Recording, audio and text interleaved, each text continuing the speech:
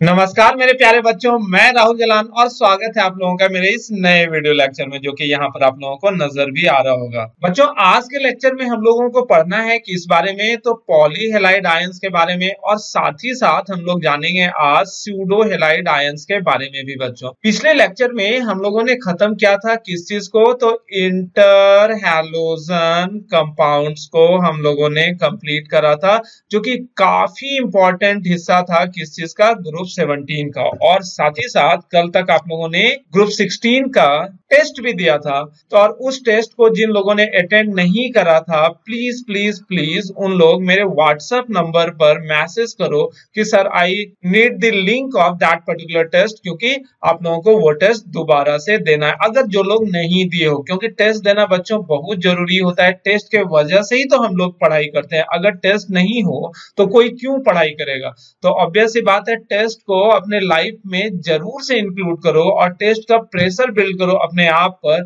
क्योंकि टेस्ट का प्रेशर नहीं रहेगा बच्चों तो ये मेरा जितना भी मेहनत हो रहा है, और आप लोग भी इन वीडियोस को देख कर नोट्स को बनाकर जो भी मेहनत कर रहे हो, वो सारा का सारा मेहनत बर्बाद चला जाएगा, है कि नहीं बच्चों। इस वजह से प्लीज प्लीज प्लीज टेस्ट में अटेंड हुआ करो। और अगले संडे को दोबारा टेस्ट है, और वो टेस्ट होगा ग्रुप 17 का, जिसमें कि परसुइंग में लीडिंग तो रहेगा ग्रुप 17, और परसुइंग में बच्चों हम साथ में रख देखेंगे ग्रुप 16 प्लस ग्रुप 15। जिन लोगों ने ग्रुप 15 नहीं पढ़ रखा है बच्चों, उन लोग बुक से खुद से पढ़ लेना, क्योंकि 30 क्वेश्चन जो होगा ना, उस 30 क्वेश्चन में प्रोबेबली 20 क्वेश्चन रहेगा ग्रुप 17 का, और बाकी जो 10 क्वेश्चन रहेगा उसमें ग्रुप 16 और ग्रुप 15 दोनों रहेगा, क्योंकि याद भी करवाना जरूरी है बच्चों। तो जिन लोगों ने टेस्ट नहीं दिया है, तो वो संडे वाला टेस्ट तो जरूर से देना, जो अपकमिंग टेस्ट है, और ये वाला टेस्ट भी जरूर से आप लोग दो। जो लोगों ने नहीं दिया है वो मेरे से व्हाट्सएप ग्रुप में लिंक मांग लो, और मैं ओपन कर दूंगा टेस्ट, और आप लोग दोबारा से इस टेस्ट को दे सकते हो। 45 मिनट का टेस्ट है, 30 क्वेश्चन है ग्रुप 16 का, तो वो देना जरूरी है बच्चों। अब आ जाते हैं बच्चों इस लेक्चर के मेन कंटेंट पर, और वो मेन कंटेंट क्या था बच्चों,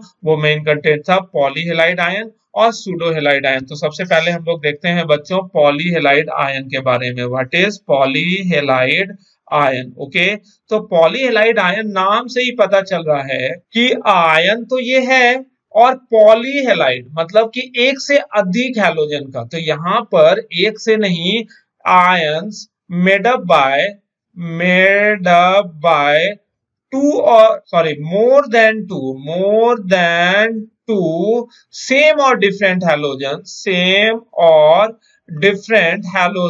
आर कॉल्ड पॉलीहेलाइड आयंस, है कि नहीं बच्चों। हम लोग क्या देख रहे हैं कि वैसा आयन जो कि मोर देन टू, जो दो से अधिक, दो नहीं होना चाहिए, दो से ज्यादा, दो से अधिक, चाहे वो सेम हो या फिर डिफरेंट हो, हैलोजन से मिलकर बना हो, उसे ही हम लोग पॉलीहेलाइड आयन बोलते हैं बच्चों। एग्जांपल अगर आप लोग देखना चाहो तो I3 minus, BrF4 minus, clear है, IF4 minus, ICl4 minus, ICl2 minus, IF2 minus, BrF2 minus, ये और भी हो सकता है जैसे ClF2 माइनस, ClF4 माइनस, है ना। तो इस तरह का कई तरह का आयन हो सकता है, लेकिन आप लोग गौर क्या करें, इन सारे आयन में चार्ज जो है वो -1 है। तो आप लोग क्या गौर करोगे कि पॉलीहेलाइड आयन जो होता है ये यूनिवैलेंट एनायन होता है, यानी कि इन सबों पर एक नेगेटिव चार्ज आप लोगों को देखने को मिलेगा।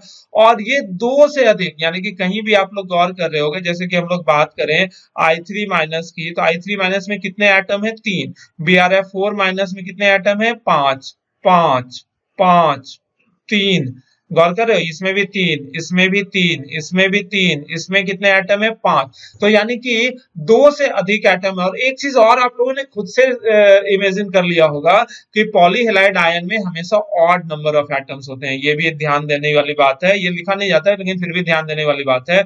या तो 3 एटम होंगे, या तो 5 एटम होंगे, और 7 एटम वाला भी पॉलीहेलाइड आयन हो सकता है, जैसे कि IF6 माइनस, ठीक है ना। तो IF6 माइनस भी क्या है? पॉलीहेलाइड आयन है, लेकिन क्या गौर कर रहे होगे, हर एक में ऑड नंबर ऑफ एटम्स है। क्लियर है, इन सबों में कैसा एटम है बच्चों, ऑड नंबर ऑफ एटम। तो पॉलीहेलाइड आयन क्या होता है वो तो हम लोगों ने सीखा कि पॉलीहेलाइड आयन क्या है, यूनिवैलेंट आयन, यूनिवैलेंट आयन।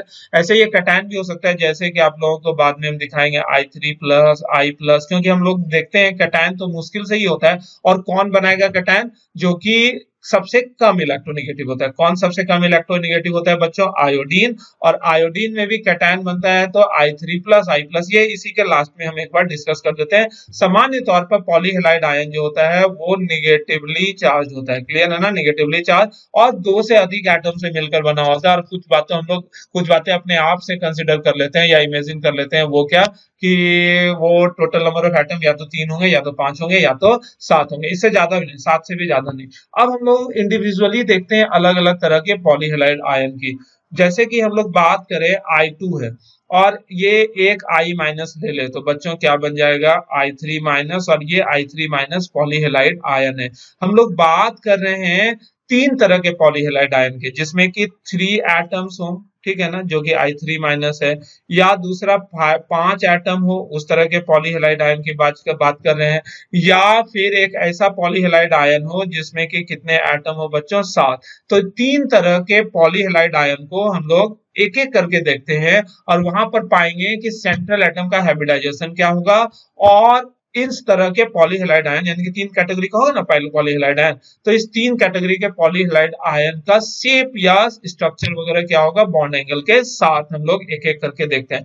3 एटम वाला का एग्जांपल क्या होगा बच्चों, I3-, ClF2-, है ना, ClF2-, जैसे कि ICl2-, BrF2-, ये सब वो 3 एटम वाला, या Br3-, ऐसा भी देखने को मिलेगा। 5 एटम वाला का एग्जांपल क्या होगा, ClF4-, BrF4-, ICl4-, etcetera. 7 atom वाला IF6-, ठीक है ना, ये सब कुछ आप लोग ध्यान में रखना है। अब एक एक करके देखते हैं बच्चों, एकदम ध्यान से देखना और सीखने की कोशिश करना। यहाँ पर हम लोग बात कर रहे हैं पॉलीहेलाइड आयंस विथ 3 एटम्स। कितने एटम है बच्चों, 3 एटम। और ये तो मैंने पहले ही बता दिया आप लोगों को कि वो 3 एटम जो है वो सिमिलर भी हो सकता है, डिसिमिलर भी हो सकता है। सिमिलर 3 एटम वाला पॉलीहेलाइड आयन अगर हम लोग देखें तो I3- हो सकता है, Br3- हो सकता है, और Cl3- भी हो सकता है, ठीक है।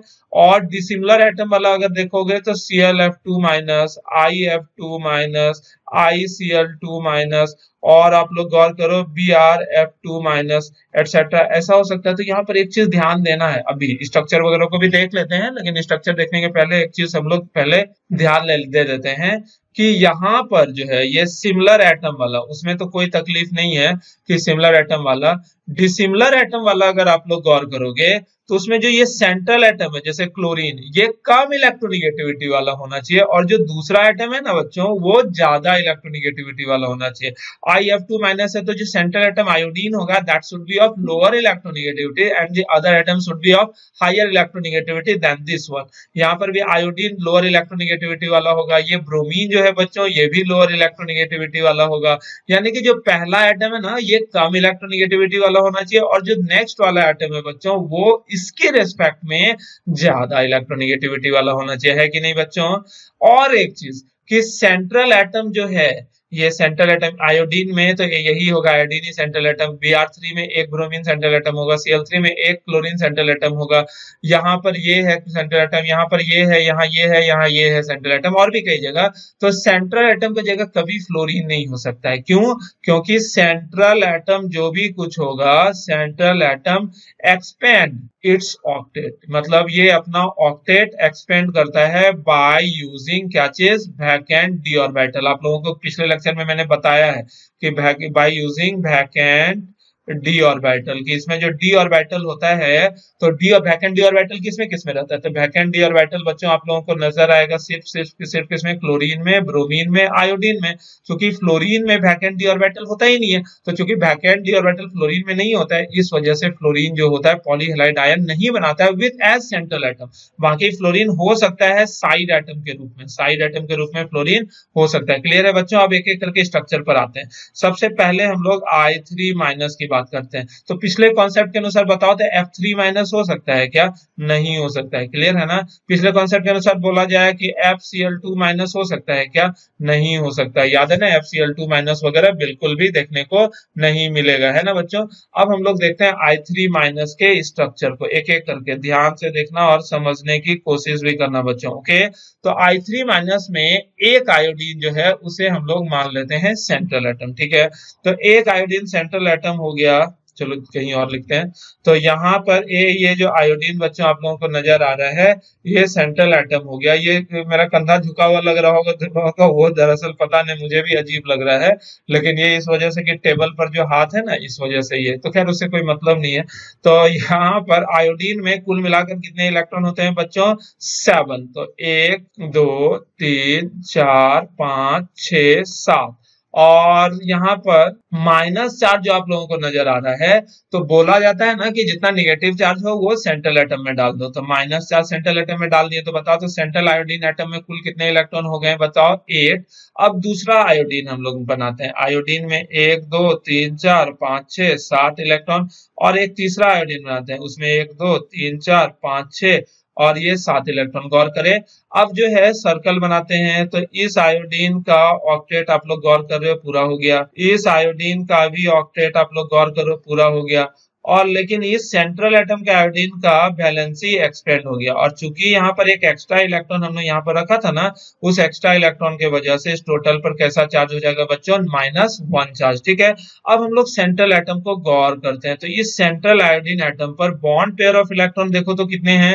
एक ये वाला और एक ये वाला, तो 2 बॉन्ड पेयर ऑफ इलेक्ट्रॉन। और लोन पेयर ऑफ इलेक्ट्रॉन बच्चों कितने हैं? तो 1 2 3 3 दिख रहा होगा, क्या चीज है बच्चों? ये 3 लोन पेयर ऑफ इलेक्ट्रॉन है। तो लोन पेयर ऑफ इलेक्ट्रॉन 3 हो गए, बॉन्ड पेयर ऑफ इलेक्ट्रॉन 2। तो टोटल कितने इलेक्ट्रॉन हो गए? टोटल इलेक्ट्रॉन हो गए 5। क्लियर है?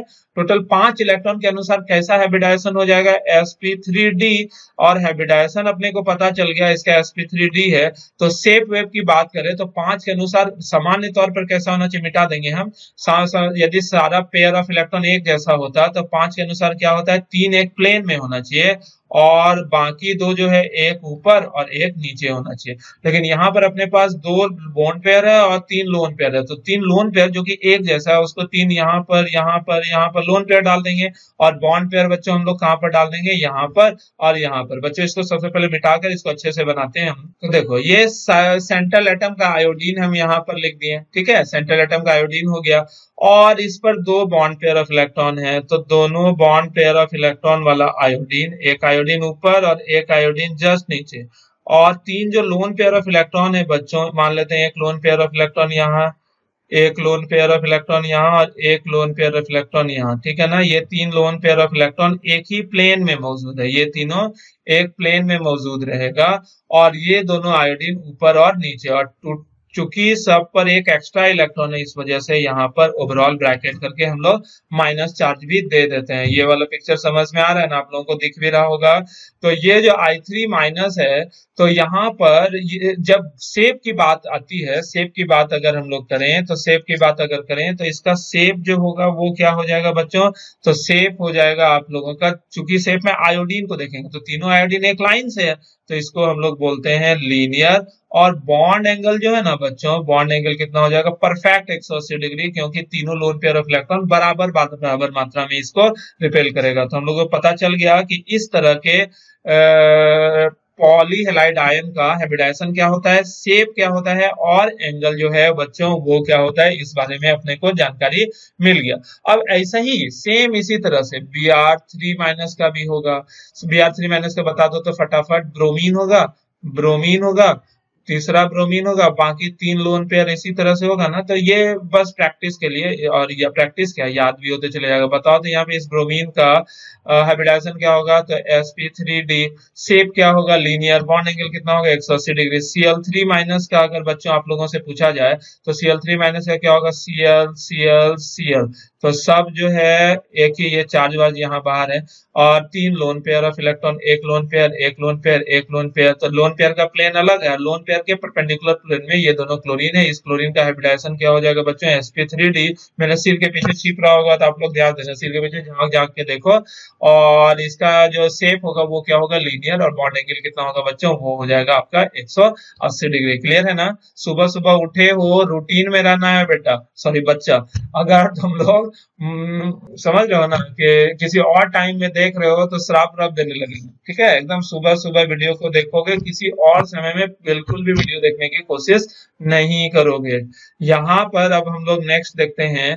नेक्स्ट और भी, जैसे कि ये रहता ClF2 माइनस, बताओ तो इसका स्ट्रक्चर क्या होगा। इसमें तो अगर अलग अलग एटम से ट्राई एटॉमिक पॉलीहैलाइड आयन है तो वहां पर आप लोगों को निर्धारित करना होगा सेंट्रल एटम कौन है। तो सेंट्रल एटम यहाँ पर क्लोरीन है, और बाकी 2 फ्लोरीन जो होगा इस तरह से होगा कि नहीं बच्चों, एक ऐसे यहाँ पर माइनस, और 3 lone pair, 1 lone pair, 2 lone pair और 3 लोन पेयर, ऐसे ही होगा। BrCl2 माइनस रहता, तो बताओ तो इसका स्ट्रक्चर क्या होगा। ब्रोमीन जो सेंट्रल एटम है ये यही रहेगा, और 3 क्लोरीन ऐसे, 1 लोन पेयर ऐसे, 1 लोन पेयर ऐसे, 1 लोन पेयर ऐसे, और टोटल पर कैसा चार्ज होगा, माइनस चार्ज। अब हम लोग दूसरे तरह के पॉलीहेलाइड आयन की बात करते हैं। पॉलीहेलाइड आयन विथ 5 एटम्स के, कितने एटम है बच्चों, 5 एटम रहे तो उस तरह के पॉलीहेलाइड आयन का सेफ स्ट्रक्चर वगैरह हम लोग कैसे देखते हैं। इसमें सिमिलर एटम वाला एक भी नहीं होता, यानी कि पांचों एटम एक जैसा हो, ऐसा हो नहीं सकता। ऐसा इस वजह से, जैसे हम बताते हैं Br5 माइनस, जैसे Br3 माइनस होता था ना, Br5 माइनस इसलिए नहीं हो सकता है क्योंकि Br5 माइनस होने के लिए ब्रोमीन एक सेंट्रल एटम रहेगा और 4 बड़ा बड़ा ब्रोमीन इसके चारों तरफ एकोमोडेट होना पड़ेगा। तो 4 ब्रोमीन एटम इस तरह से एकोमोडेट नहीं हो सकता है, इस वजह से ऐसा स्ट्रक्चर देखने को मिलता है कि नहीं बच्चों, ऐसा स्ट्रक्चर हम लोगों को देखने को बिल्कुल भी नहीं मिलता है। ठीक है, तो हम लोगों को 5 एटम वाला देखना है। तो सबसे पहले एग्जांपल देख लेते हैं। जैसे Brf5 माइनस होगा, सॉरी Brf4 माइनस, 5 एटम मतलब कि एक सेंट्रल एटम और 4 उसके सराउंडिंग में, ठीक है ना। जैसे ClF4 minus, ICl4 minus etcetera, इसका बहुत सारा एग्जांपल हो सकता है। हम लोग ICl4 माइनस का ही स्ट्रक्चर से बाकी चीजों का स्ट्रक्चर सीखने की कोशिश करते हैं, ठीक है ना। तो यहाँ पर सेंट्रल एटम कौन है बच्चों, आयोडीन। तो आयोडीन चूंकि सेंट्रल एटम है तो उसमें कितने इलेक्ट्रॉन होते हैं, 1 2 3 4 5 6 7, है ना। और चूंकि माइनस चार्ज अभी मैंने सिखाया कि सेंट्रल एटम पर ही वो माइनस चार्ज माइनस करो, तो वो माइनस चार्ज हम लोग यहीं पर सेंट्रल एटम में डाल देते हैं। और 4 क्लोरीन है, 1 क्लोरीन, 2 क्लोरीन, 3 क्लोरीन और बच गया 4 क्लोरीन।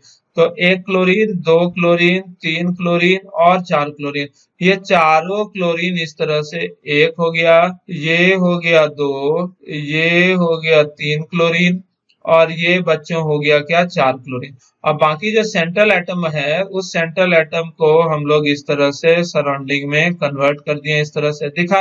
तो अब बताओ इस टोटल पर चार्ज कितना हो जाएगा बच्चों, इस टोटल पर चार्ज हो जाएगा माइनस, दिखा, इस टोटल पर चार्ज हो जाएगा माइनस। अब हम लोग काउंट करते हैं बॉन्ड पेयर ऑफ इलेक्ट्रॉन कितने हैं और लोन पेयर ऑफ इलेक्ट्रॉन इस सेंट्रल एटम पर। इस सेंट्रल एटम पर बताओ तो बॉन्ड पेयर ऑफ इलेक्ट्रॉन कितने होंगे, आप लोग ध्यान से देखो। ये है बॉन्ड पेयर, ये है बॉन्ड पेयर, ये है बॉन्ड पेयर, ये है बॉन्ड पेयर, तो कुल मिलाकर कितने बॉन्ड पेयर ऑफ इलेक्ट्रॉन हो गए, 4। लोन पेयर ऑफ इलेक्ट्रॉन की बात करें बच्चों तो 2 लोन पेयर ऑफ इलेक्ट्रॉन आप लोगों को नजर आ रहा होगा। तो बताओ तो यहाँ लोन पेयर ऑफ इलेक्ट्रॉन कितने हैं, 2। तो कुल मिलाकर कितने इलेक्ट्रॉन हो गए बच्चों, तो टोटल 6। और टोटल 6 रहता है तो इस हिसाब से इस सेंट्रल एटम का हाइब्रिडाइजेशन अपने को क्या पता चला, sp3d2। याद रखना ये सब चीज, अगर किसी को नहीं आ रहा है तो 1 मिनट यहाँ पर लेंगे कि अगर टोटल पेयर ऑफ इलेक्ट्रॉन जो है 2 आया तो sp होता है। टोटल पेयर ऑफ इलेक्ट्रॉन जो है वो अगर 3 आया तो sp2 हाइब्रिडाइजेशन होता है। टोटल पेयर ऑफ इलेक्ट्रॉन 4 आया तो sp3 होगा, या कभी कभी dsp2 भी होता है, वो कोऑर्डिनेशन में ही ऐसा देखने को मिलेगा, सामान्य तौर पर sp3। Total pair of electron अगर 5 रहा तो sp3d। Total pair of electron बच्चों अगर 6 रहा तो sp3d2 रहेगा, या फिर d2sp3 होता है।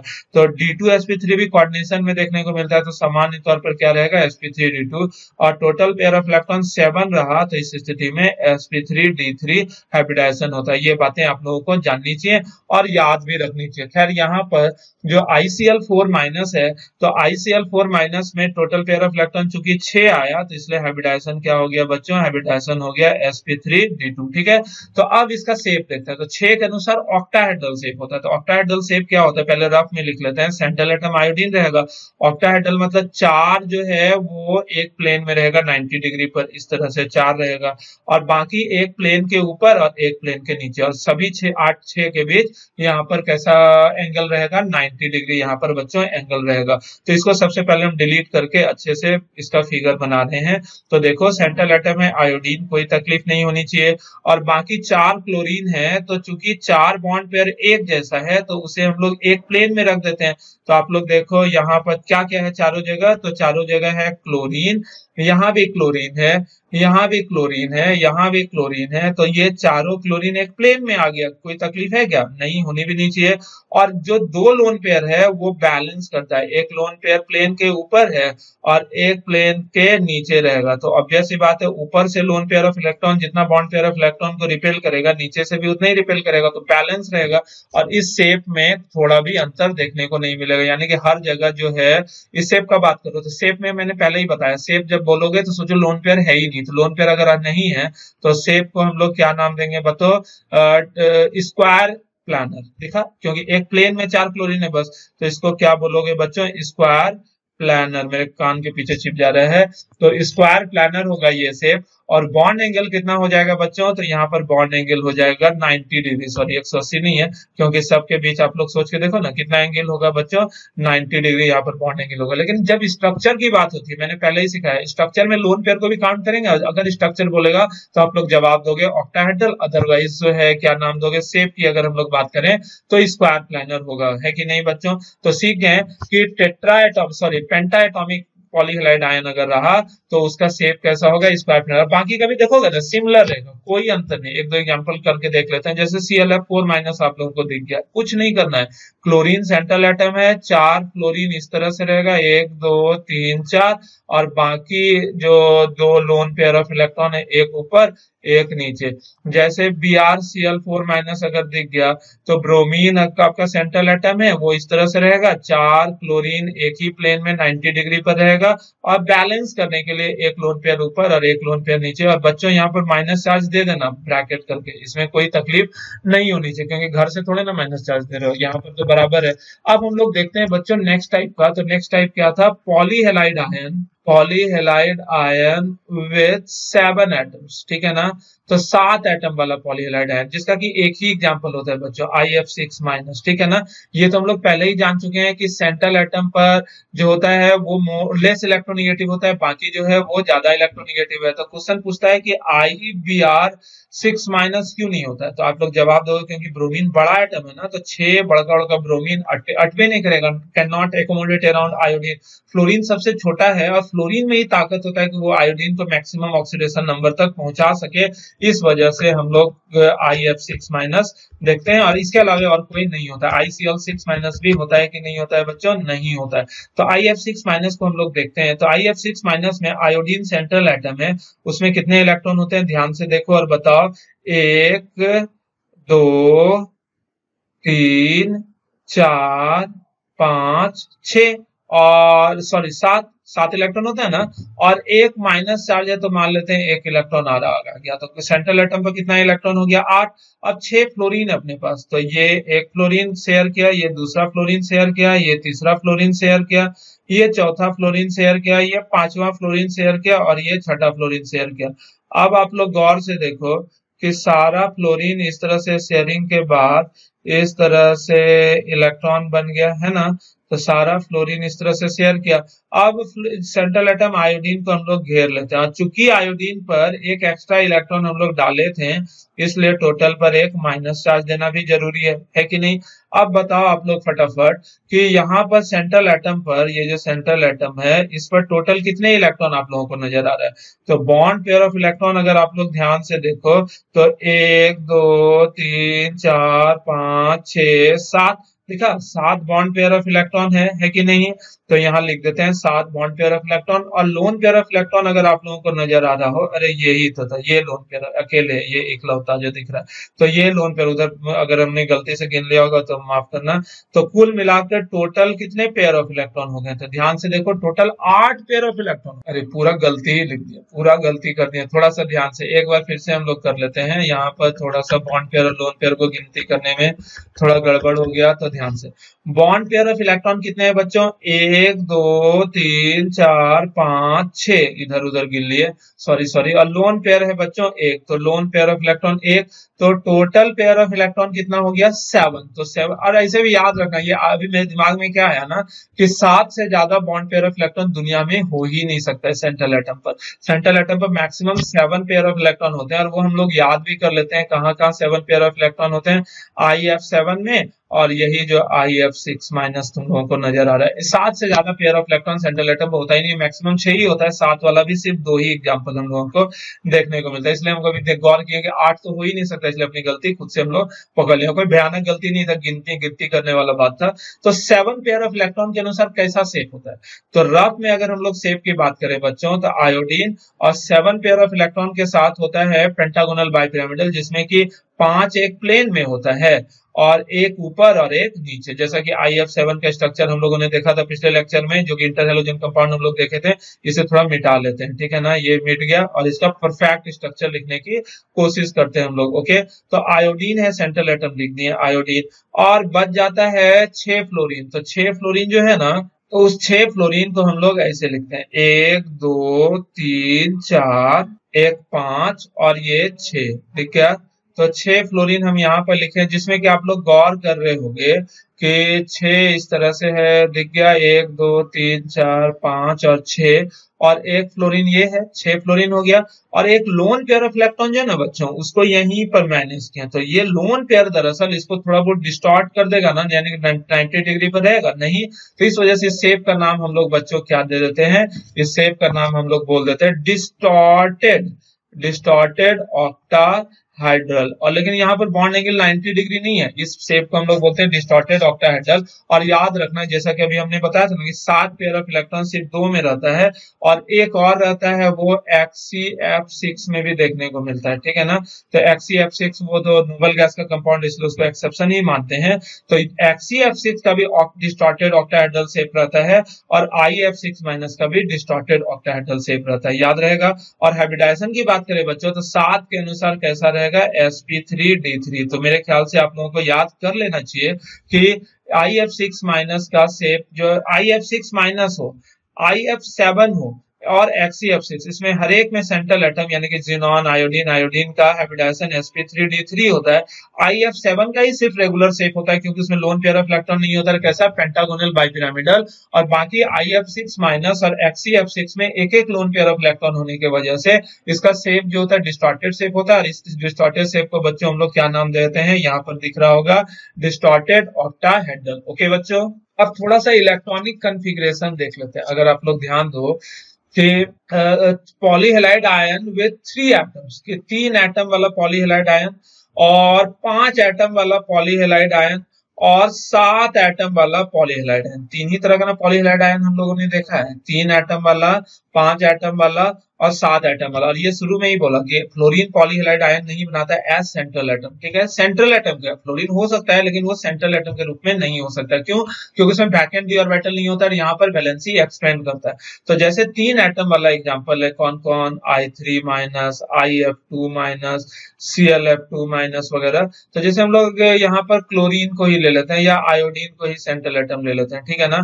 तो आयोडीन का एटॉमिक नंबर होता है कितना? तो इसका एटॉमिक नंबर होता है बच्चों 53 के अनुसार इसका इलेक्ट्रॉनिक कन्फिग्रेशन बच्चों अगर हम लोग लिखें तो इसका इलेक्ट्रॉनिक कन्फिग्रेशन में आप लोगों को दिखेगा क्रिप्टन, उसके बाद 5s2, उसके बाद 5p5 ऐसे तो 4d10 भी है यहाँ पर, जिसको लिख ही देते हैं 4d10 और 5d0। ध्यान से अब ये 4d10 अजीब सा लग रहा है, इसको हम लोग पहले लिख देते हैं थोड़ा सा मिटा कर, क्योंकि उसका इन्वॉल्वमेंट, चूंकि इनर सेल का ऑर्बिटल है, उसका इन्वॉल्वमेंट बॉन्डिंग में है नहीं, तो उसे हम पीछे लिख देते हैं, ठीक है ना। तो क्रिप्टन है 4d10 पहले लिख दें, ठीक है। और उसके बाद इसका इन्वॉल्वमेंट लेकिन है नहीं, क्योंकि बॉन्डिंग में जो होता है हमेशा वैलेंस सेल का इन्वॉल्वमेंट होता है। 5s2 5p5 और 5d0, 5d ऑर्बिटल जो है इसका खाली पड़ा हुआ है। तो यहाँ 2 इलेक्ट्रॉन है बच्चों, यहाँ पर कितने इलेक्ट्रॉन है, तो यहाँ गौर करोगे तो 5 इलेक्ट्रॉन है, और 5d0 जहां पर कि एक भी इलेक्ट्रॉन नहीं है। तो हम लोग कर क्या रहे हैं, यहाँ पर एक्साइटेड स्टेट कॉन्फ़िगरेशन हम साथ में ही लिख देते हैं। तो एक्साइटेड स्टेट कहने का क्या मतलब हुआ कि यहाँ जो एक इलेक्ट्रॉन आप लोगों को नजर आ रहा है ना, ये इलेक्ट्रॉन यहाँ से हट जाता है, इसको पूरा मिटा ही देते हैं। तो ये इलेक्ट्रॉन जो होता है बच्चों, यहाँ से 5 इलेक्ट्रॉन था, तो 1 2 3, अब एक इलेक्ट्रॉन हट गया, तो बताओ तो यहाँ पर कितना इलेक्ट्रॉन हो गया, 4।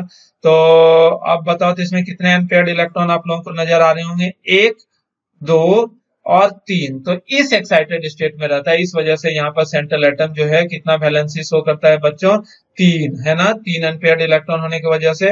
लेकिन दिख रहा होगा कि हर एक सेंट्रल एटम 2 ही बाकी से जुड़ा है। जैसे यहाँ I3 है, तो I3 में एक आयोडीन तो सेंट्रल एटम है, वो बाकी 2 आयोडीन से जुड़ा है, तो लेकिन वैलेंसी 3 है, तो वो कैसे मैनेज होता है, तो एक मैनेज होता है जो ये माइनस चार्ज है ना, तो माइनस चार्ज जो इलेक्ट्रॉन लिया तो उससे ये पेयर्ड हो जाता है। तो ये इलेक्ट्रॉन जो एक एक्स्ट्रा इलेक्ट्रॉन लेता है तो वो पेयर्ड हो गया, तो बताओ तो वहां पर कैसा चार्ज हो जाएगा बच्चों, निगेटिव चार्ज।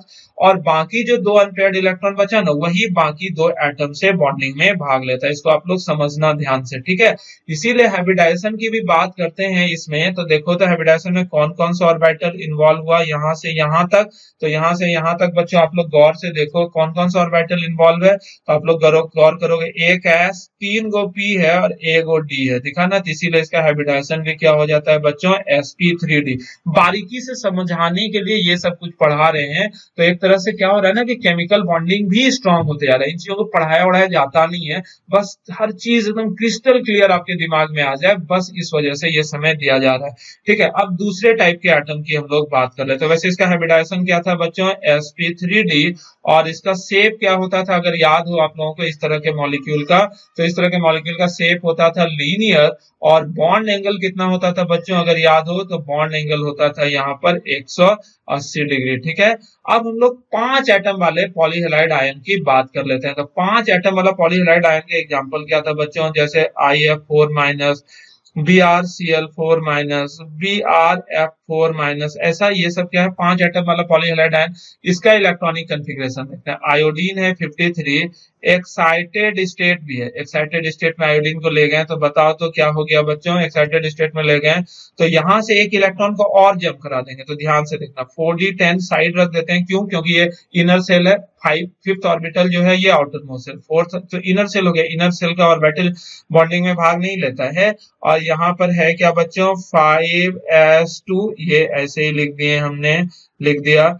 और ये है 5p, यहाँ 4 हो जाता क्योंकि एक इलेक्ट्रॉन ऊपर गया है, तो यहाँ 1 हो गया। तो 5p3, क्योंकि इससे एक इलेक्ट्रॉन और निकल गया, तो बताओ तो अब स्थिति कैसी बन जाएगी, कुछ इस तरह से। और 2 इलेक्ट्रॉन चूंकि ऊपर गया है एक्साइटेशन के बाद, तो यहाँ जो d ऑर्बिटल अपने को है, तो उस d ऑर्बिटल में कितने अनपेयर्ड इलेक्ट्रॉन है बच्चों, 2, और उसे हम लोग लिख सकते हैं 5d2। अब आप लोग बताओ कि इसमें कितने अनपेयर्ड इलेक्ट्रॉन आप लोगों को नजर आ रहे हैं, 1 2 3 4 5, तो 5 वैलेंसी। लेकिन आप लोग बोलोगे कि सेंट्रल एटम तो 4 ही बॉन्ड बनाया होगा, तो क्या, तो वही मैंने बताया कि एक माइनस चार्ज के साथ आ जाता है। यदि एक pair of electron negative charge, मतलब बाहर से जो एक इलेक्ट्रॉन लिया ना, उसके साथ ये पेयर्ड हो जाता है, और बाकी का जो 4 अनपेयर्ड इलेक्ट्रॉन है, वो बाकी का 4 अनपेयर्ड इलेक्ट्रॉन बॉन्डिंग में भाग लेता है 4 अलग अलग एटम से। अब हाइब्रिडाइजेशन की बच्चों बात करें तो आप लोग ध्यान से देखो, यहाँ पे एक s ऑर्बिटल इन्वॉल्व है, 3 p ऑर्बिटल और 2 d ऑर्बिटल। तो इसमें एक s पी कितना 3 और डी ऑर्बिटल कितना 2, तो इसीलिए इसका हाइब्रिडाइजेशन जो है बच्चों वो कौन सा है, sp3d2। शेप अगर याद कर लो बच्चों, यहाँ पर रिवीजन भी हो जाएगा कि इस तरह के मॉलिक्यूल का शेप जो होता था वो क्या होता था, स्क्वायर प्लानर। याद है, स्क्वायर प्लानर। बॉन्ड एंगल यहाँ पर भी पक्का 90 डिग्री के बराबर होता था, क्योंकि कोई भी डिस्टॉर्शन नहीं होता था, क्योंकि एक लोन पेयर ऊपर रहता था, एक लोन पेयर नीचे, जो कि बैलेंस कर देता था। ठीक है, अब हम लोग देखते हैं बच्चों 5 एटम वाला। 5 एटम वाले का अगर बच्चों आप लोग एग्जाम्पल देखो तो 5 एटम वाले का एग्जाम्पल क्या हो जाएगा, 7 एटम वाला का एग्जाम्पल IF6- एक ही एग्जाम्पल था। यहाँ पर आयोडीन ले लेते हैं, 53 एटॉमिक नंबर है। इसका इलेक्ट्रॉनिक कॉन्फ़िगरेशन लिखो बच्चों, क्रिप्टन 4d10 5s क्या होगा 2, उसके बाद 5p3 और ये था 5d2। अब आप लोग बता दो, यहां से एक इलेक्ट्रॉन s ऑर्बिटल का एक इलेक्ट्रॉन जंप करके d ऑर्बिटल में आ जाए तो उस परिस्थिति में क्या हो जाएगा, 5s1 और 5d3। ठीक है, तो 5s1 करने का मतलब एक इलेक्ट्रॉन यहाँ हो गया। 5p3 का क्या मतलब हो गया बच्चों, आप लोग गौर से देखो, 1 2 3 इलेक्ट्रॉन। अब 5d3 में कितना इलेक्ट्रॉन है, ध्यान से देखो, 1 2 3 4, तो 1 2 3 इलेक्ट्रॉन। तो यहाँ पर भी कितने अनपेयर्ड इलेक्ट्रॉन आप लोगों को नजर आ रहे होंगे, 1 2 3 4 5 6 7 अनपेयर्ड इलेक्ट्रॉन। लेकिन 7 में से एक अनपेयर्ड इलेक्ट्रॉन तो इस नेगेटिव चार्ज को बैलेंस करता है, और बाकी 6 अनपेयर्ड इलेक्ट्रॉन 6 फ्लोरीन के साथ बॉन्ड बनाएगा।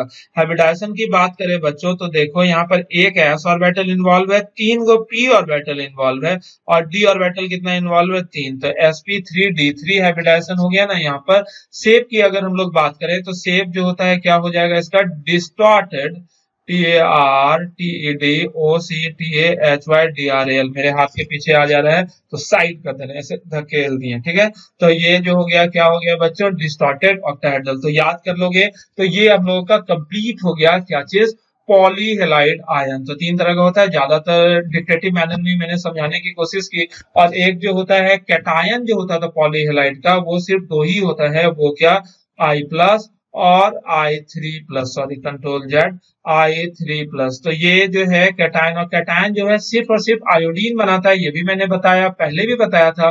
क्यों बनाता है सिर्फ आयोडीन, क्योंकि आयोडीन जो होता है सिर्फ यही लिस्ट इलेक्ट्रोनेगेटिव क्या है, हेलोजन, तो इसी में सिर्फ कैपेबिलिटी होती है कि दूसरे को ये इलेक्ट्रॉन छोड़ सकता है। ठीक है ना बच्चों, तो आज का लेक्चर नहीं यहाँ पर कंप्लीट हो रहा है, अभी और भी है, तो इसका एक आध एग्जाम्पल देख लेते हैं। जैसे कि आप लोग जानो कि आप लोगों से पूछेगा ICS3COO3, बताओ तो यहाँ आयोडीन का ऑक्सीडेशन नंबर क्या है, तो दिस इज आयोडीन एसीटेट।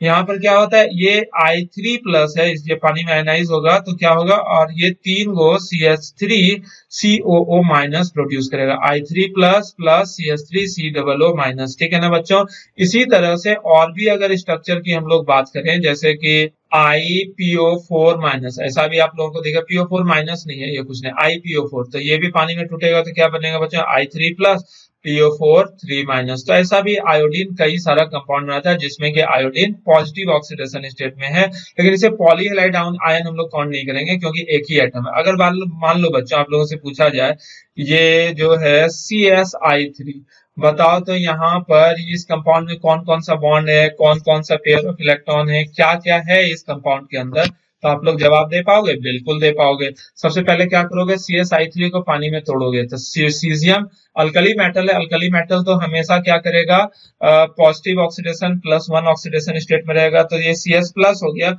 और प्लस साथ में क्या बनेगा, I3 पर माइनस, क्योंकि प्लस गया तो I3-। अब I3- में आप लोग देखो क्या स्ट्रक्चर रहेगा, ये आयोडीन रहेगा, 2 आयोडीन, तीसरा आयोडीन, और बाकी एक lone pair of electron, 2 lone pair of electron, और ये 3 लोन पेयर ऑफ इलेक्ट्रॉन। तो कुल मिलाकर आप लोगों को नजर आ रहा होगा कुछ इस तरह का स्ट्रक्चर बनेगा ना। तो आप लोग बताओ, इस I3- में 1 2 सिग्मा बॉन्ड और बाकी 3 लोन पेयर ऑफ इलेक्ट्रॉन आप लोगों को नजर आ रहा होगा। वैसे CSI3 का पूछेगा तो यहाँ पर एक आयनिक बॉन्ड भी बनेगा, CS+ और I3- में, है ना बच्चों। इसका स्ट्रक्चर लीनियर, इसका हाइब्रिडाइजेशन sp3d, तो ये सब इतना अच्छे से याद होना चाहिए, क्योंकि अक्सर इसका क्वेश्चन आप लोगों को देखने को मिलेगा, और मिक्स क्वेश्चन रहता है। इनऑर्गेनिक में क्या है ना, कि ज्यादातर क्वेश्चन जब आएगा ना एग्जाम में तो बच्चा का एक ही जवाब रहता है, अरे out of syllabus, out of syllabus. इतना छोटा छोटा चीज है इनऑर्गेनिक में कि इन चीजों के एक साथ याद नहीं रखा जा सकता है, हर चीज कॉपी में भी नहीं लिखवाया जा सकता है।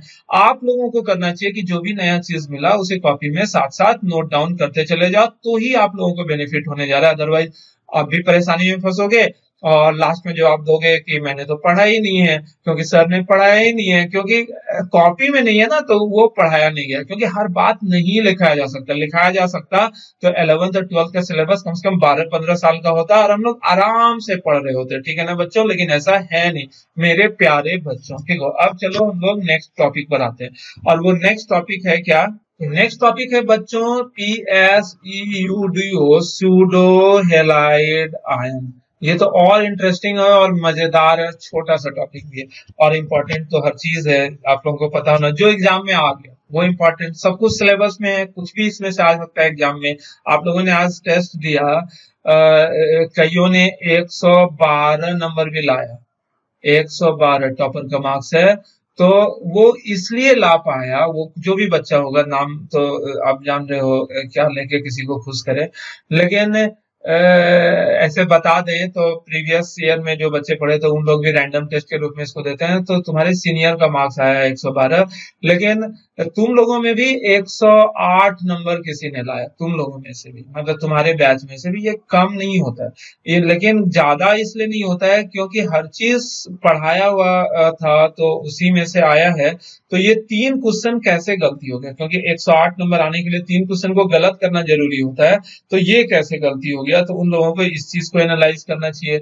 और जिन बच्चों का इससे कम नंबर आया, 90 आया, 80 आया, 70 आया, 60 आया, 30 आया, तो हर किसी के पास एनालिसिस अपना अपना होगा, है ना। क्योंकि जब मेरा कोई पर्टिकुलर एग्जामिनेशन में या किसी पर्टिकुलर कॉम्पिटिटिव एग्जामिनेशन में सिलेक्शन नहीं होता था, या बोर्ड में हमको जब 30% से कम नंबर है, 4 बार फेल कर गए तब जाके पास किए, लेकिन हम सोचे थे एक दिन हम फेल कर गए, घर छोड़ के भाग गए, घर छोड़ के चले गए। हम जा रहे थे एक अंधेरा सा गुफा मिला, वहां हम गए, तो वहां गए, देखें अरे ये क्या है, ये तो मकड़ी का जाल है। और मकड़ी का जाल में हम क्या देखे हैं कि मकड़िया जाल बना रही थी, अब बार बार मकड़िया गिर जा रहे थे, गिर धड़ाम, फिर उठी, फिर मकड़ी जाल बनाने, फिर गिर गई धड़ाम, लेकिन वो तब तक नहीं हारी जब तक जाल बना के अपना घर बना के तैयार नहीं गए। वहीं पर हम देखें दौड़ले वापस आए, बोले जय गुरुदेव महाराज, अब मुझे माफ कर दो, मैं अब की बार मन लगा के पढ़ूंगा और अब की बार आपके कोचिंग का नाम रोशन कर दूंगा, ठीक है। तो मैंने दोबारा बहुत मेहनत किया, लेकिन बहुत ज्यादा मार्क्स नहीं आ पाए, जो भी आया, लेकिन क्या है ना कि मैंने हार नहीं मानी। लेकिन वही पॉजिटिविटी आप लोगों को भी लाना होगा। 30 नंबर जो लाए ना, उसको पता है, हर व्यक्ति को पता होता है उसके अनसक्सेस का वजह क्या होता है। जिस बच्चे का IIT नहीं होता है ना, उसको पता होता है, वही ज्यादा अच्छे से IIT के सिलेक्शन का नियम बता सकता है। जानते हो क्यों? क्योंकि उसको पता रहता है कि क्या कमी रह गया कि वो IIT में नहीं जा सका, और उसको ये भी पता है कि क्या क्या करेंगे कि हम IIT में जा सकते। समझ रहे हो बात को, कि जो IIT में चला गया तो उसमें 2 वजह हो सकता है, क्योंकि हर सक्सेसफुल इंसान जो होता है उसको पता नहीं रहता है कि उसके अंदर क्या क्या खामी होता है, क्योंकि वो हमेशा अपना सक्सेस जो होता है उसको गिना देता है। और तुमको पता है each success have their own path, यानी कि इस साल का जो ऑल इंडिया रैंक 1 है और अगले साल का जो ऑल इंडिया रैंक 1 है, उसके अगले साल का जो ऑल इंडिया रैंक है, तो सबका तरीका पढ़ने का एक ही होना चाहिए। क्योंकि जब रैंक 1 लाना है, सबको रैंक 1 ही आ रहा है, तो सबका तरीका एक ही होना चाहिए। ऐसा नहीं होता, ये आप भी जानते हो। होता क्या है, फिर हम किसी को फॉलो करने लगते हैं। बताओ तो इस साल का जो ऑल इंडिया रैंक 1 है वो पिछले साल के ऑल इंडिया रैंक वाले को फॉलो करता तो वो उचित होता? नहीं होता। क्यों? क्योंकि हर व्यक्ति का ना ग्रास्पिंग कैपेबिलिटी, ग्रास्प करने का तरीका अलग अलग होता है, पढ़ाई को एब्जॉर्ब करने का तरीका अलग अलग होता है। हर कोई अपने तरीके से पढ़ता है कि ज्यादा रिजल्ट प्राप्त कर सके कम एफर्ट के साथ। तो आप लोगों को खुद एनालाइज करना है कि आप लोगों को क्या करना है कि ये 30 नंबर जो है 120 नंबर में कन्वर्ट हो। क्योंकि अभी बताया मैंने कि जिसका IIT नहीं हुआ है, जिसका मेडिकल नहीं हुआ है, जानते हो, वो ज्यादा अच्छे से जानकारी रखता है कि क्या उसमें कमी था कि उसका IIT नहीं हो पाया, मेडिकल नहीं हो पाया, और वो कितना और काम करेगा कि IIT और मेडिकल में जा सकता है। तो वही बात बच्चों आप लोगों को भी ध्यान में रखना है कि अगर आप लोगों को मार्क्स कम आ रहा है तो क्यों आ रहा है आप लोगों को पता है। या तो आप लोगों ने अच्छे से नहीं पढ़ा होगा, या तो बहुत स्पीड से टेस्ट दे दिया होगा, या तो बहुत मन से टेस्ट नहीं दिया होगा, हर क्वेश्चन के आंसर पे जवाब को एकदम बारीकी से आप लोगों ने ध्यान से नहीं देखा होगा, या हड़बड़ा के दिया होगा। ये जो नंबर नंबर किसी ने लाया होगा तो ऑब्वियस ही बात है वो 3-4 क्वेश्चन ऐसा होगा जिसमें उन लोग से गलती हो गया, ये गलत ऑप्शन डाल दिए, ये गलत ऑप्शन लगा दिए। तो वो गलती अगले टेस्ट में नहीं करना, टेस्ट को तो वैल्यू हमेशा देना चाहिए, है ना बच्चों। तो आप लोग टेस्ट देना, अगला संडे को है। अभी प्लीज ये वीडियो लेक्चर आप जब देखो, चाहे लाइव देखो आज सुबह सुबह, या फिर मतलब समझ रहे हो ना, मोबाइल में जमा करके बाद में देख रहे हो, कभी भी देख रहे होगे, तो करना क्या है ना बच्चों, आपको मेरे व्हाट्सएप पर मैसेज करना अगर टेस्ट नहीं दिए हो कि sir I want to give test, please give me link. तो आप लोग को दोबारा से लिंक प्रोवाइड कर दूंगा और आप लोग टेस्ट दे देना, ठीक है ना। टेस्ट देना, कम नंबर आए ज्यादा नंबर आए कोई फर्क नहीं पड़ता। हमेशा बोले जिसको ज्यादा नंबर होता है ना वो बौरा जाता है कि अरे मुझे तो ज्यादा आ गया, मैं तो बहुत तेज हूँ। नहीं नहीं नहीं नहीं, खुश नहीं होना है, क्योंकि ये इस टेस्ट में है। जिस तरह से खुशी और गम परमानेंट नहीं होता है ना, तो टेस्ट का मार्क्स भी परमानेंट नहीं होता है, कल को गड़बड़ हो सकता है। तो आपको अपने आप को मेंटेन करना होगा। जो जिसको कम नंबर आया तो ऑब्वियस सी बात है कि उसको गुस्सा आएगा और वो अगले टेस्ट में अच्छा करने की कोशिश करेगा, ठीक है ना बच्चों। तो दोनों मार्क्स अपने आप में जगह रखता है। तो चलो सूडो हेलाइड आयन पर आ जाते हैं। किस बात पर हम लोग बात कर रहे थे? PSEUDO हेलाइड आयन, ठीक है। तो सूडो हेलाइड आयन क्या होता है, तो इस पर हम लोग काम करते हैं। तो सूडो हेलाइड आयन जो है वो यूनिवैलेंट एनायन, क्लियर हुआ। यानी कि जो भी आयन होगा उस पर माइनस चार्ज होगा और -1 चार्ज ही होगा। यूनिवैलेंट मतलब -2 -3 नहीं हो सकता है, यूनिवैलेंट एनायन होगा। मेड अप विथ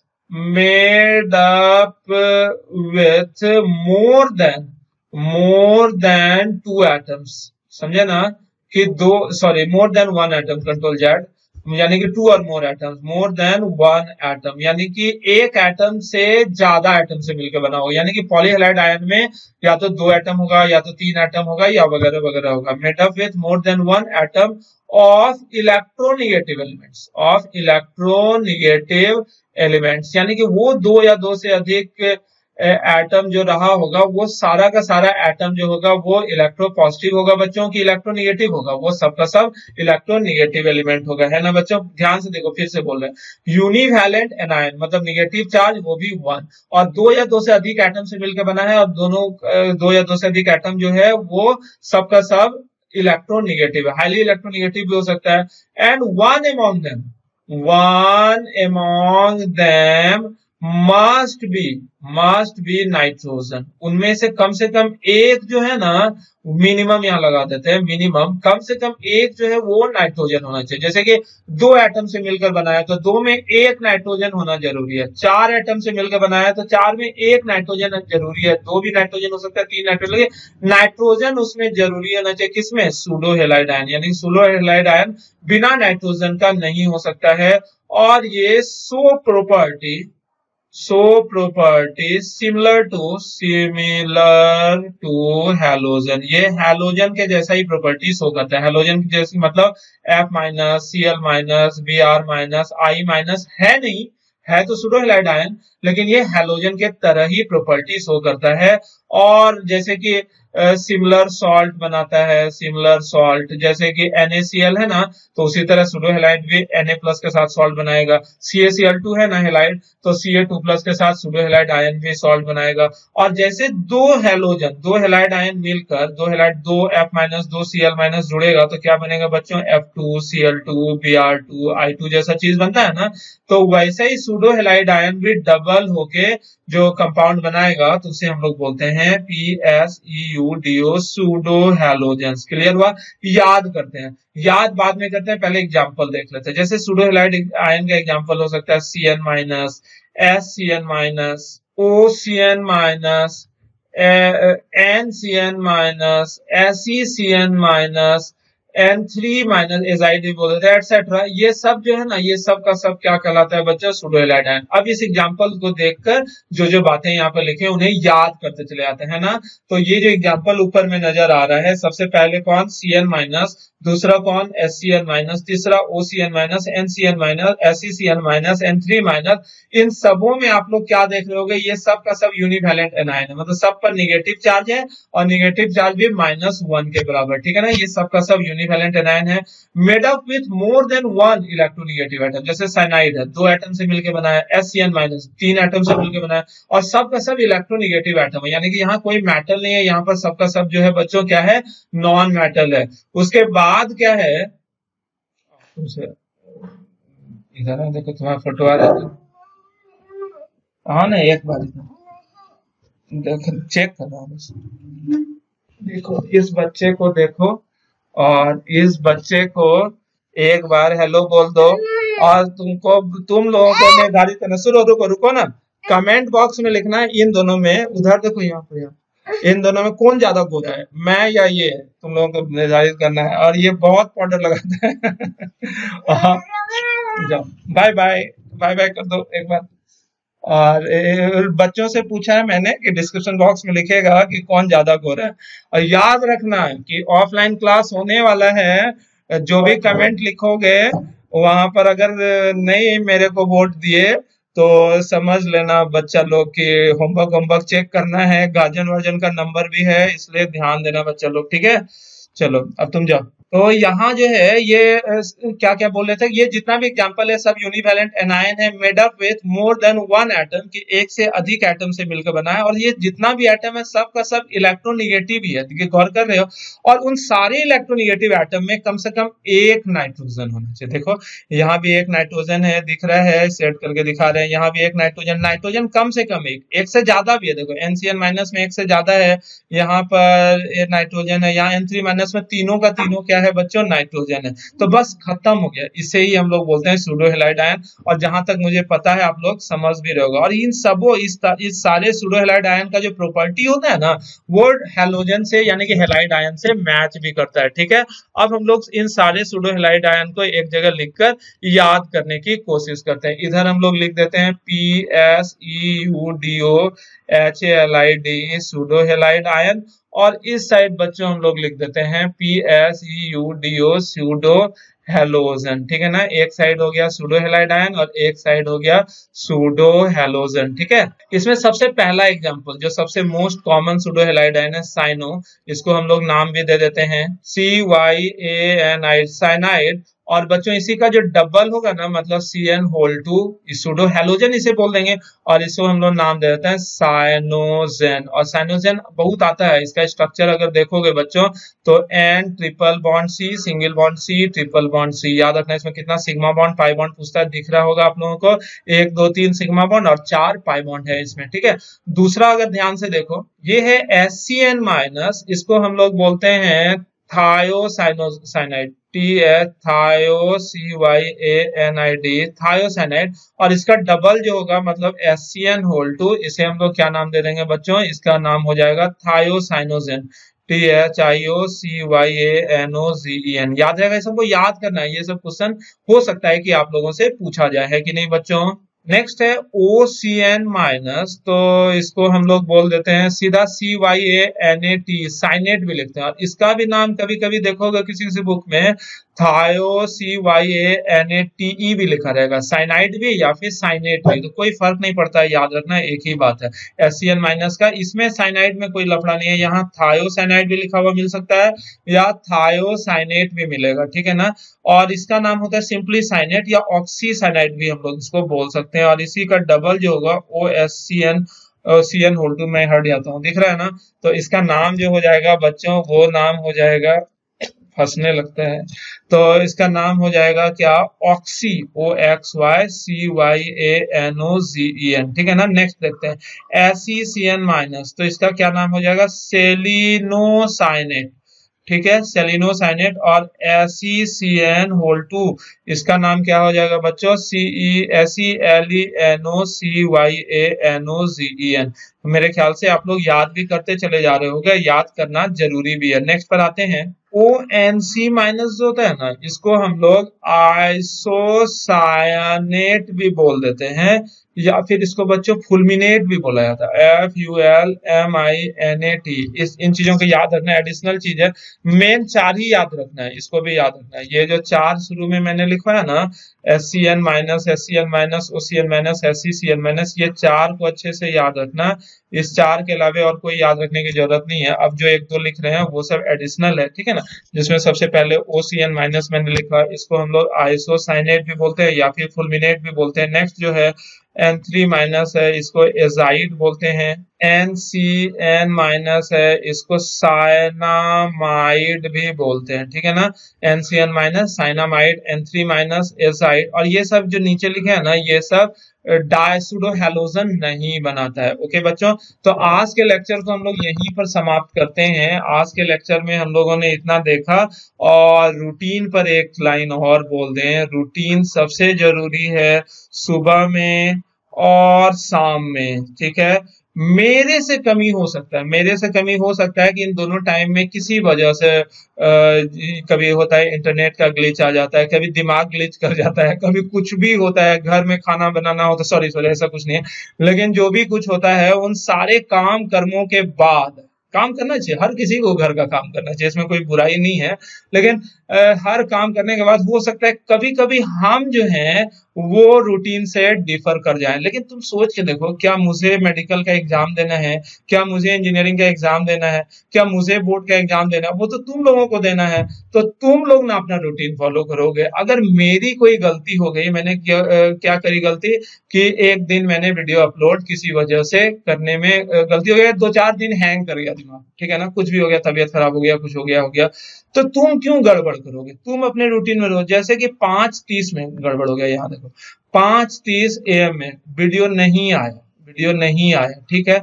हम अपना टाइम बर्बाद नहीं करेंगे। हम जो है 5:30 में पढ़ाई करना है तो 5:30 में पढ़ाई करेंगे, और केमिस्ट्री ही करेंगे क्या, क्योंकि इतना कुछ करने के बाद मेरा बहुत सारा चीज ड्यूज है। तुम सोच के देखो कि स्टिकर क्या सारा आपने करा है? नहीं करा है। क्या आपने नोट्स पूरा कंप्लीट करा है? नहीं, कुछ कुछ बचा हुआ है। या जो ये रफ कॉपी आप लोग वीडियो देखने के दौरान जो रफ कॉपी बनाते हो, उसमें जो बहुत सारी नई बातों को आप लोगों ने सीखा है, तो उन नई बातों की क्या नोट्स के बॉर्डर पर आप लोगों ने लिखा है? नहीं लिखा है। आप लोगों ने E सीरीज कंप्लीट करा है? नहीं करा है। आप लोगों ने M सीरीज कंप्लीट करा है? नहीं करा है। आप लोगों ने ABC बनाया है? नहीं बनाया है। आप लोगों ने इनऑर्गेनिक केमिस्ट्री में तो NCERT एक्सट्रैक्ट करना है, तो क्या आप लोगों ने ग्रुप 15 का NCERT एक्सट्रैक्ट कंप्लीट करा है? नहीं करा है। आप लोग रोबोट बन चुके हैं।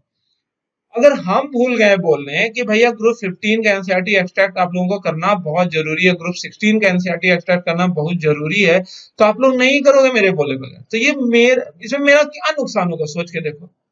आज तुम हो, कल कोई दूसरा चेहरा होगा, और उन चेहरों को तो अब कोरोना वजह से देखने का भी झंझट नहीं है। यहाँ फेस टू फेस वाला लफड़ा भी नहीं है। तुम लोग नहीं नहा के आते थे, मेरा मूड खराब हो जाता था, लेकिन अब वो मूड खराब होना भी नहीं है, क्योंकि कैमरा देख के तो बोलोगे हम तो अपने जगह पर रहेंगे, मेरे लाइफ में कोई फर्क नहीं पड़ेगा। तुम्हारे लाइफ में फर्क पड़ जाएगा। तुम गुपचुप का ठेला लगाने के बजाय कद्दू का, बैगन का झोला लेके दौड़ोगे रोड पर, ले लो बैगन, ले लो कद्दू, ले लो, तो वो अच्छा लगेगा? तो नहीं अच्छा लगेगा। इस वजह से रूटीन पर आओ। यानी कि मेरे में अगर कोई गड़बड़ी हो जाए तो तुम अपना गड़बड़ी नहीं करो। एकदम सुबह 5:30 बजे, ओ यहाँ पर मेरे कमर सिर के पीछे चला गया, ये नीचे नीचे हम लिखे थे। तो सुबह 5:30 बजे उठो पहले, और सुबह 5:30 बजे वीडियो देखो। अगर वीडियो नहीं आ रहा है तो अपना इन ड्यूज में से कुछ काम कर जाओ।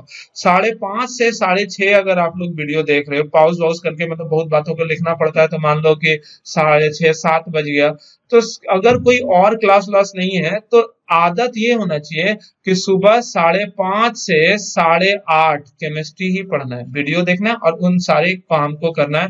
और शाम में भी 5:30 से 8:30 केमिस्ट्री करने की आदत लगाओ कि वीडियो देखना है और इसके बाद इसके सारे होमवर्क को करना है। अगर बच्चों आप लोग ऐसा कर लोगे ना तो गारंटी देते हैं कि कोई भी एग्जाम नहीं होगा। अरे हम क्या गारंटी देंगे, तुम लोग को खुद भी पता चला होगा कि मैं इतना मेहनत कर लूंगा तो कोई भी एग्जाम निकाल सकते हैं कि नहीं निकाल सकते हैं, बिल्कुल निकाल सकते हैं। और सिर्फ एग्जाम नहीं निकलेगा बच्चों, होता क्या है ना, खानदान बदल जाता है। जैसे मोहल्ला में एक IITN रहता है ना, एक डॉक्टर रहता है ना, तो उसका एक अलग ही इज्जत रहता है, अलग ही मकान रहता है और परिवार वाला भी इज्जत करता है। जैसे हम लोग मास्टर है ना, तो क्या होता है घर में हम ही लोग जानते हैं, समझ रहे हो ना। तो जो भी है तो थोड़ा सा ये गलती नहीं करना और तुम लोग अच्छा काम करना। रहने दो, आज अगले दिन से करते हैं। बाय।